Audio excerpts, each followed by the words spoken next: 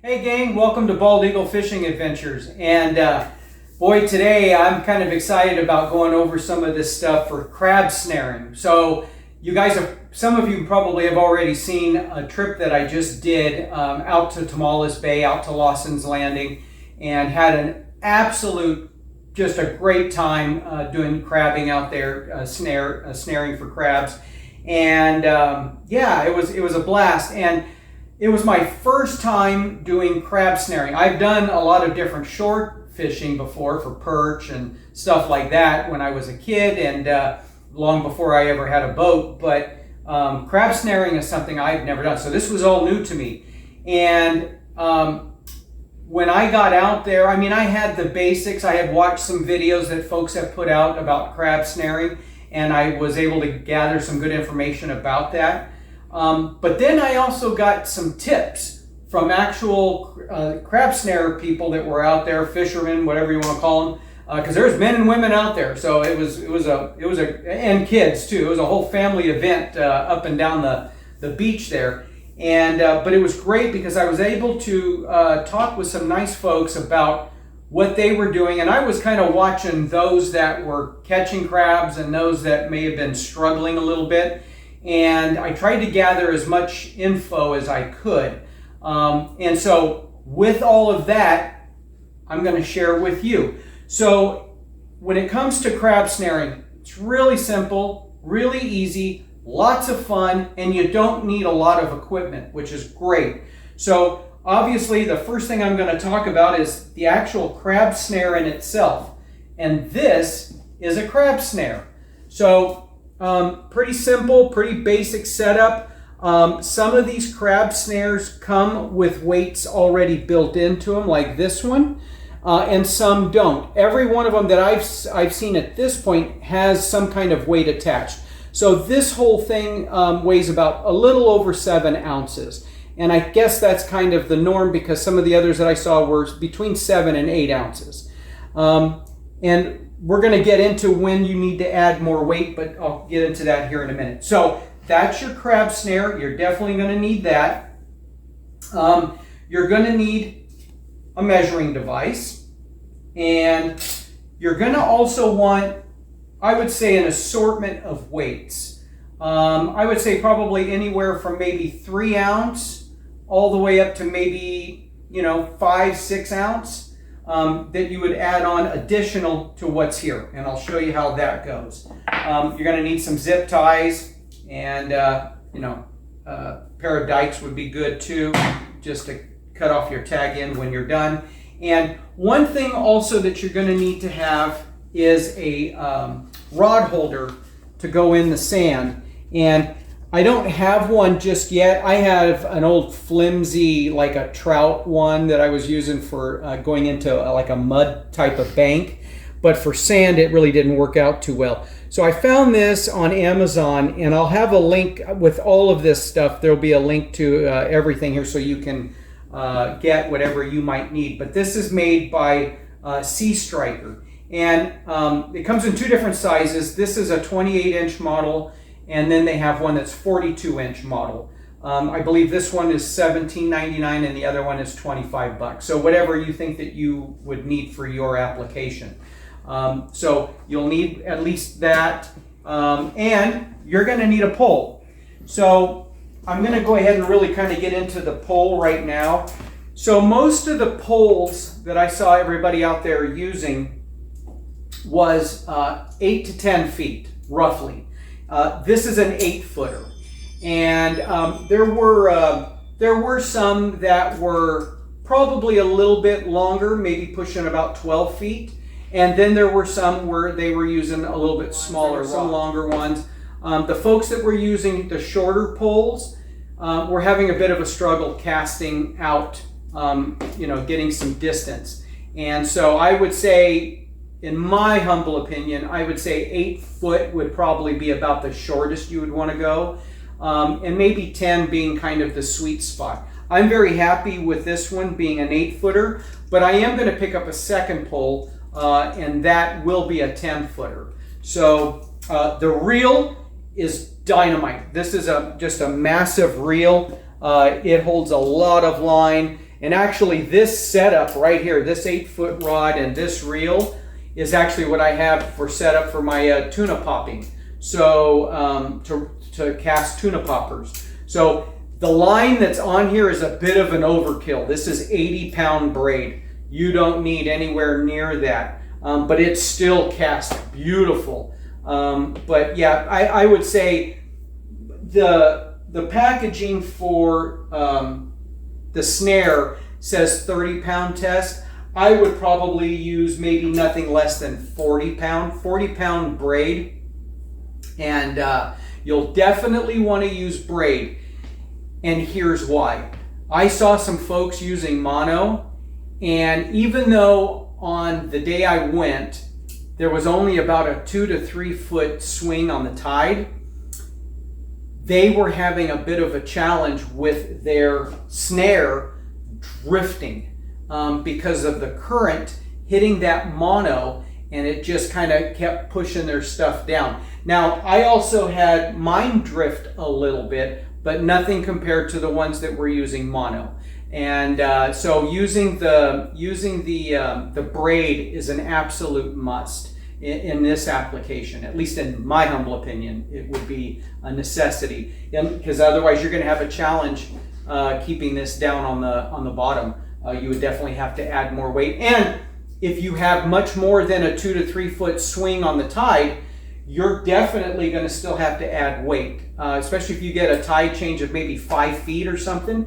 You're even using braid, you may have to add weight. And I'm going to show you how easy that is. But anyways, so I'll have links to the fishing pole. This is made by Ugly Stick. It's a big water series, and this thing is an absolute beast. And man, even with 80-pound braid on here, I was launching this thing like a rocket.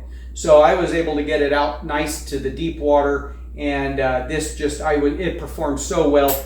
It was my first time really getting to use this reel. I am so happy with this reel. It cast and it reeled so smooth. Very, very nice. Very happy with the entire setup. And I think all of this together, the rod and the reel, and I don't quote me 100% because it's been a while since I purchased it, but I think it's all under $100. But I'll have, like I said, I'll have links to all of this for you guys. So that's it on the rod. Oh, and you'll definitely obviously have some kind of a swivel attached to your braid line as well. So I have a heavy duty snap swivel there, and that's it. And the snap swivel attaches to this little black cord here, and you just clasp it right here like so. So getting into this unit here now, so if you were going to have to add weight, what you would want to do, okay, so let's open this thing up. So we'll get this cage opened up. So they got a nice little setup here. You just pull that out, open this up, and there's your cage. And you can shove your bait inside here, and then you close that down and lock it back in place. So what you would want to do, since this is where it's going to attach to your fishing line, you would put the weight, if you have to, you would want to, and I love using zip ties on some of this stuff. Some of these cages too that you might purchase actually will have a little clip that you can actually attach a weight to. So if you have that, then you won't need the zip tie. But just in case, if you don't, put the zip tie through here, put the zip tie on the bottom part of this cage right here like so, and come up. Straighten this up here as much as I can.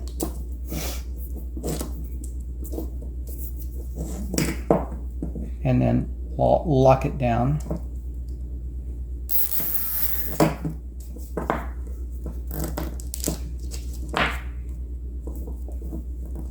And then just cut off the tag end here.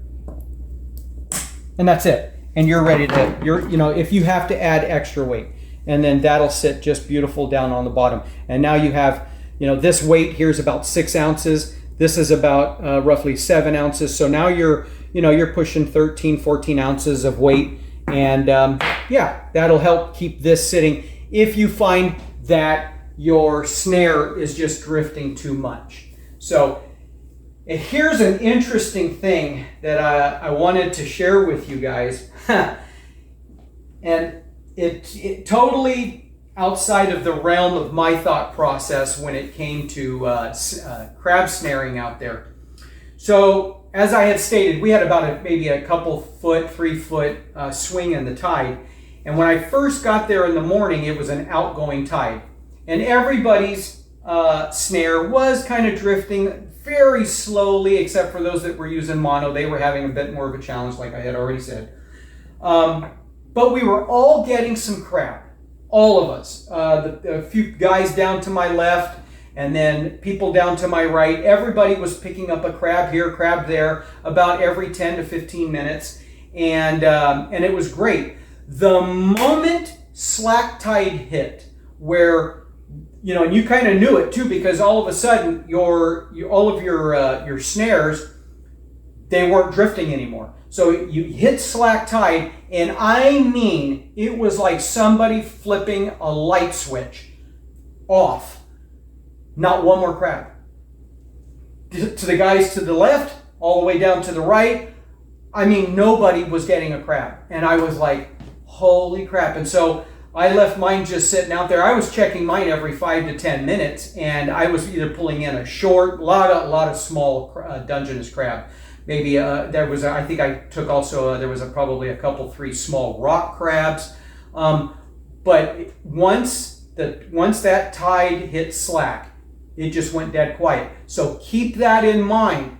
And I talked with a few other fishermen that were out there, and they said they noticed that throughout their period of time of fishing out there, that when it would hit slack, it's dead. It just goes quiet until the next tide either be incoming or outgoing.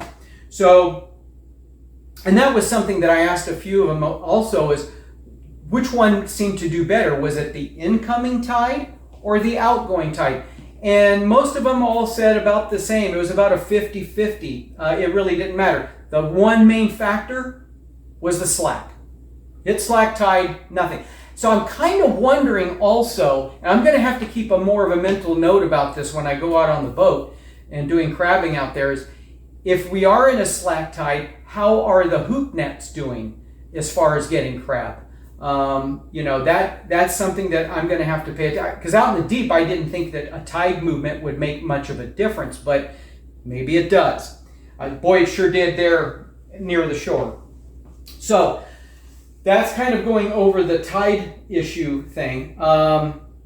And also too, I'll have to see what happens with big tides. So where we get a 5 or 6 foot swing, does that hinder, or would that even be better for crabbing? And that's something that when I do see a big tide movement, like a king tide or something come January and February, I'm going to get myself out there and just try to see if that's even better, having a big tide swing, if we see more crabs and so forth. So with that said, okay, we've covered, I'm trying to make sure I'm not too scattered here. I got as much covered here on this. Okay, one thing on this here, now getting to on the snare again. So on these snares, and I had this happen a couple times, and I saw some other people this happen too, that once you bring your snare in, you're going to really want to check, obviously make sure your bait is in still good shape. If you need to replace it. And with the bait situation, probably wouldn't be bad to replace the bait maybe after a couple, 3 times of it soaking, because then it's just going to lose its scent and probably even maybe start falling apart. So make sure you've got decent, good, fresh bait in there as much as possible. But one of the things I noticed is it's real easy for these things to slide up like that when you pull them in. And then they'll stay like that. And if you're not paying attention, if you're just kind of focusing on this and you're not looking at this, now you've just lost one of your hoops. And that could mean you not getting a crab. So it's really important, and I had that happen a couple of times. Make sure before you cast this back out that you make sure that these things are all nice and opened up. The other thing too is I had a couple of times where these things were bent up like that. And before you cast it, you're going to want to make sure that these things are trying to lay down as much as possible, as flat as possible. They're meant to have a little bit of a lift, so when the crabs kind of step in here, it catches them. So when you go to pull this, it snags their claw. So you can kind of get an idea how that works. Anyways, it's very effective. It works very well. But anyways, just a little bit of mechanical side to this snare. And yeah. Okay, one other thing now about the bait. So everybody was using pretty much squid. There were a couple of guys using chicken. Some were using different kinds of fish, bait fish, stuff like that. And I think everything for the most part worked pretty decent. I was using squid, and I had brought a bag of sardines as well. Anchovies, I normally, for some of you that have watched how I crab on the boat when I'm using little bait jars, is I put a mixture usually of squid and anchovy in there. And but these little square openings here on this, they can pull out anchovies. Any little tiny bait stuff is going to get pulled right out. And when I first got there and I was first fishing with this, I was just putting squid in there. And just about every time I brought this in after soaking for 10 minutes, that's about all the window I was giving it, 10 minutes, the bait was gone.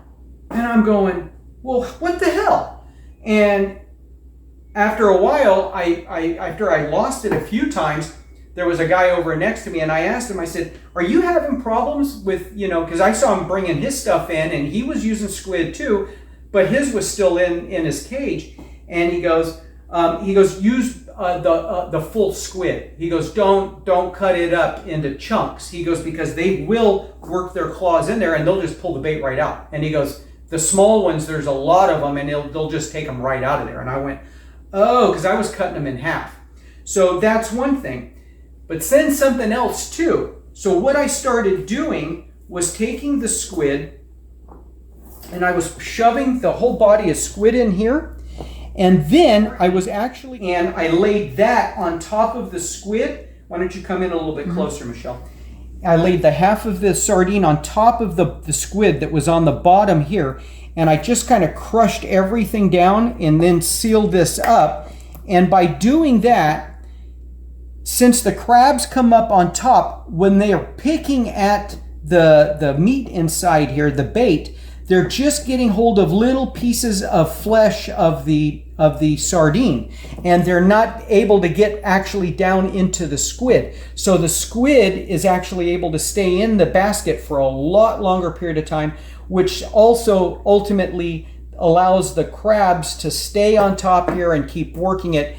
And so when you come to check it in 10 minutes or 15 minutes, you're going to snare them up. And when I started doing that, I started snaring the crabs, and I had very few times, very, very few times, where I came back and there was no bait. Matter of fact, I don't think I ever brought it back in where there wasn't bait in the container as soon as I started doing that. So just a little tidbit about that. Because if you cut up the bait and stick it in here, yeah, they can still get their claws inside this cage to enough to be able to pull on that bait and pull it out. Okay, so there's that. What else? So I went over the bait. I went over the tides. I went over the pole and the rod holder. I can't think of anything else. Like I said, pretty simple system. 10 to 15 minutes soak time seemed to be about the best from what I could tell. Some people actually watched their poles, and if they saw them kind of starting to bounce down, which is where the crab might have hold of the snare and they're kind of moving it, they would go and they set it. Oh, one of the things I saw, and I'm not going to put this pole together because it is 8 foot and I'll be hitting the ceilings in here, but I saw people where they were doing this big old pull on the rod, kind of almost like setting a hook, and sometimes they would snare, sometimes they wouldn't. I found, at least for what I was doing, instead of doing that big, huge pull, is I would just wind up the slack.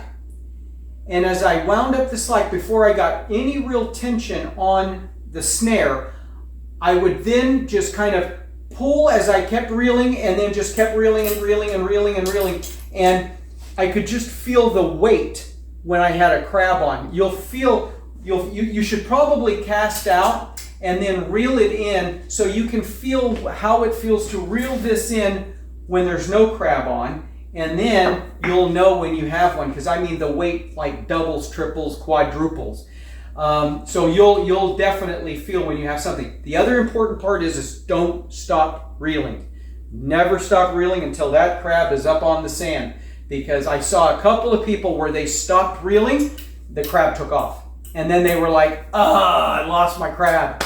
So don't stop reeling. Keep the pressure on. Luckily, I never lost one crab. I was very, very happy and fortunate about that. Anyways, guys, I think that's about it. I really don't know what else to cover in this. It was a lot of fun. If you've never done it, I hope you give it a shot. Great way to meet a lot of nice people too. And where I was at, Lawson's Landing, just such a beautiful scenery. The backdrop there, especially after the fog lifted, was just gorgeous. And if you haven't checked out the video that I just did about doing my first crab snaring trip out there, I would urge you to do so. It was a lot of fun, and you'll see how beautiful it was. So anyways, I wish you all the best luck in the world. If you have any questions at all, please ask me and I'll answer to the best of my knowledge. And if any of you have done snaring before and you think I may have left something out by accident that should probably be brought to everybody's attention, please let me know and I will add that in another video. Because this crab snaring thing, I think I'm going to do a little bit more of this because it's just so much damn fun.